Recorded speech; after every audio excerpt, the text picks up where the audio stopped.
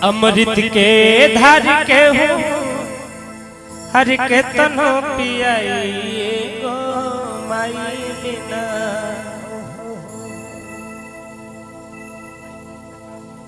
मातारी अपना बेटा खातिर का ना करिले, 9 महीना कोख में रख के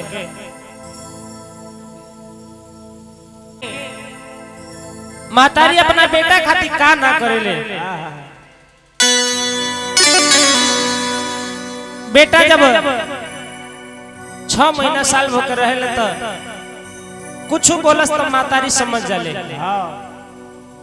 लेकिन वह बेटा अगर माई के जब तबीयत पानी खराब हो जाता, माई के बुढ़ापा में आवाज नहीं निमन से निकला तो वह बेटा सियान बने, लेकिन उनका नहीं बुझात कि मातारी का कहती है।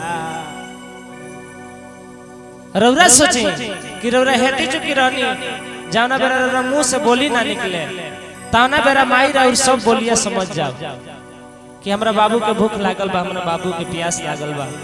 लेकिन ए समय में रौरा काहे नहीं के पहचानत कि हमरा माई के भूख लागल बा कि प्यास लागल बा। देखिए ये दुनिया है बबुआ, तो महतारी के ममता अनमोल होला। महतारी अपना बेटा खातिर का करेले, कैसे भाव कैसे। अमृत के धार के हो हर के तनो पियाई गो माई बिना। देखिए दादाजी की तरफ से बड़ी बड़ी आशीर्वाद, भगवान से कामना प्रार्थना शुभकामना खातिर करल जा। तो कैसे भाव बाबुआ, अमृत के धार के हो अरे के तनो पियाई गो माई बिना। कैसे करे भाई गो माई बिना।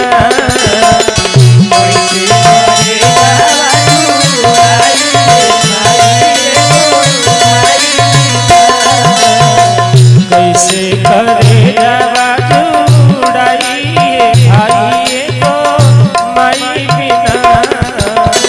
कैसे करे जावा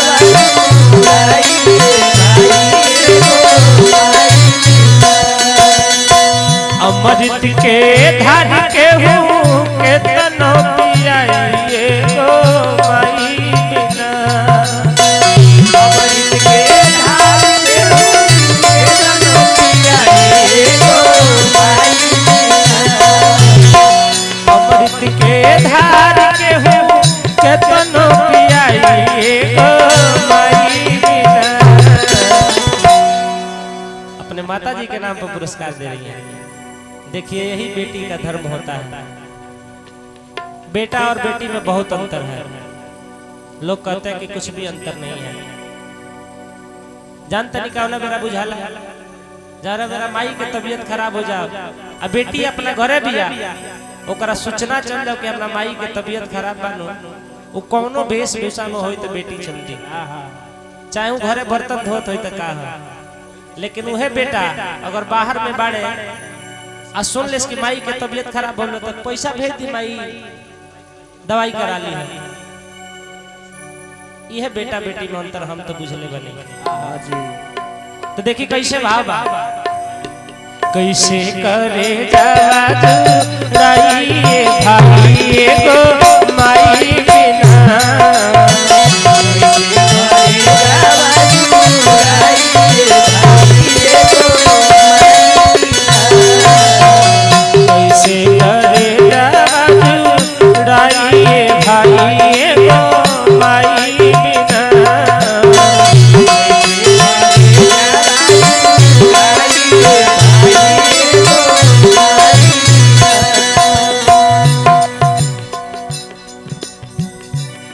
महतारी 9 महीना बेटा के गर्भ में पाले ले, छोटी चुकी से तेल लगा के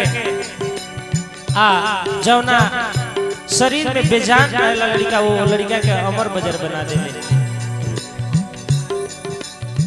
बबुआ 5 किलो का रहेला तो 80 किलो का बना दे। माई के प्रेम देखे एगो गाना हमने को सुन ले रहने जा। कुछ दिन पहले एगो कलाकार गौड़ कि खैबा में हरी के हाथ तो मोटा जइब हो, कमाई के हाथे खैबा तो दुबरा जइब। वह माई तरह के 2 किलो रहले तब से तरह के 80 किलो के बना देला। आये बेरा तो मेहरी के हाथे खाए के फेरा में पड़ल बड़ा ना जी। तो विचार करे के बाद देखी माई का करेले बेटा खातिर। नवा माह गोखिया में रखली सहेज के,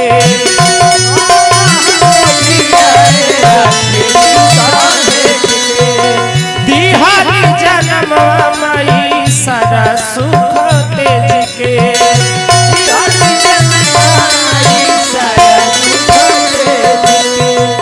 नवा माह गोखिया में रखली सहेज के, दिहारी जन्म माई सारा सुख तेज के। कैसे नहीं तोहर कितना पुकार, रोआ रोआ माई हो तोहार कर्जदार,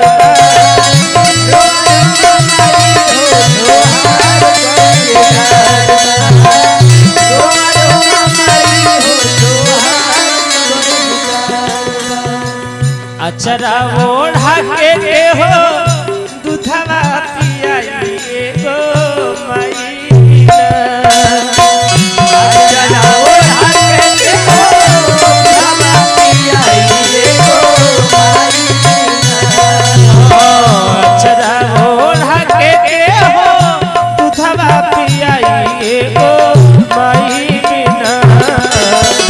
कैसे करे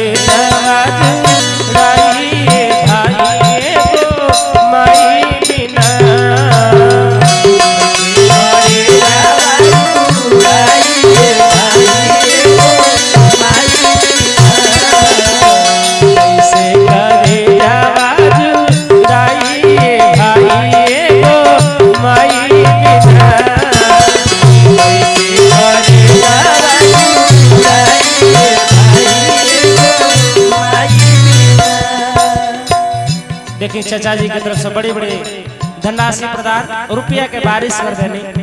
भगवान से कामना प्रार्थना सुकामना खाती करब। और ही माई का करेले करिए एहसान माई दुनिया देखावेली, करिए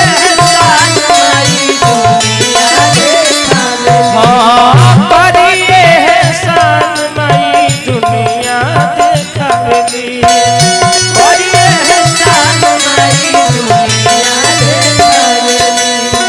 बोले बतियावे औरी चले के सिखावेली, बोले बतियावे औरी चले के सिखावेली।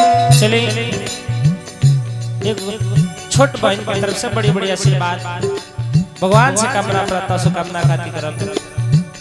पढ़ लिख के ज्ञानी होकर जवना घर में तू जा वो घर में लक्ष्मी के वास हो कि ना जी। कैसे कहे करिए एहसान माई दुनिया देखावेली,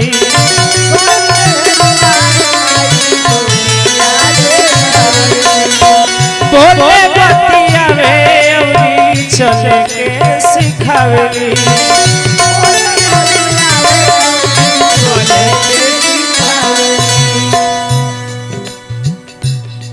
और ही देखें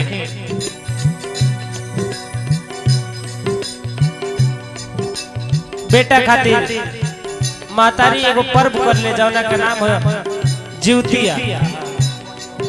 रोल में जीवतिया भूखत होकर एगो महतारी बिया की अपना बेटा खातिर नाना प्रकार के व्रत करेले। लेकिन का कबो देखले बाने कि कोनो पिता अपना बेटा खातिर कुछ कहले होके। हाँ वो करेला लेकिन लोग के नजर में ना, उन लोग के नजर ना आवेला। जितना बेटा खातिर महतारी तपस्या करेले उतने बापू अपना बेटा खातिर करेला। दुनिया में घूम घूम के कमा के बाबू के पढ़ लिख के सियान करेले, डॉक्टर इंजीनियर बनावे, लेकिन जाके सुख होई बाबू के भी सुख होई हमनियों के सुख होई कि ना जी। तो कैसे भाव लेकिन कोनो पर्व त्योहार ना भूखेला लोग कि ना जी। करी के जीवतिया के हो उमरिया बढ़ाई गो माई बिना,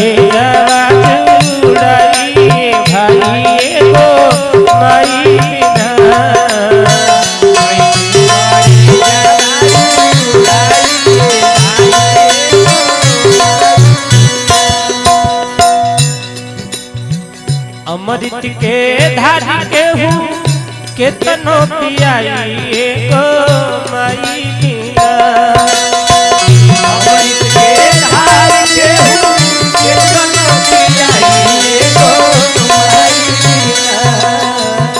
देखिए माई के भजन पर दीदी की तरफ से बड़ी बड़ी आशीर्वाद, पूरा मंडली की तरफ से, चाची जी की तरफ से आशीर्वाद का भगवान से कामना करता सो कामना शादी करब। अमृत के धार केहू केतनो पियाई गो माई बिना कैसे चले जाई भाई गो माई